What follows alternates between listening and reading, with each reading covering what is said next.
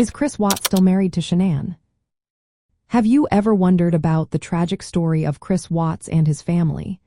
The Chris Watts case is one that has captivated many due to its shocking nature and the controversial evidence surrounding it. So, is Chris Watts still married to Shanann? The answer is no. Chris Watts is not still married to Shanann Watts. In August 2018, Chris Watts committed a horrific crime by murdering his wife, Shanann Watts, and their two young daughters, Bella and Celeste. At the time of her death, Shanann was 34 years old and pregnant with their third child. This tragic event ended their marriage and family life in the most devastating way possible. Chris and Shanann met in 2012 and tied the knot in 2014. They had built a life together in Frederick, Colorado, and appeared to be a typical family.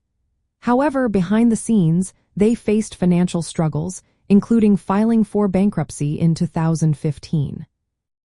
On August 13, 2018, Shanann returned home from a business trip, and later that day, she and her daughters were reported missing.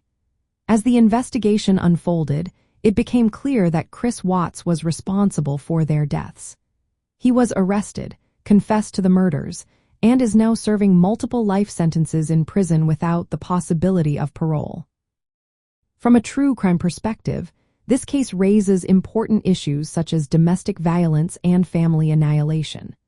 The psychological profile of perpetrators like Chris Watts is often complex and troubling.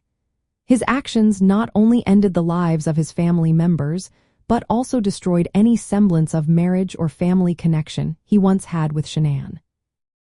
In summary, Chris Watts is no longer married to Shanann Watts, as his actions led to the tragic end of their relationship and the lives of their children. The Chris Watts case remains a haunting reminder of the dark realities that can exist behind closed doors.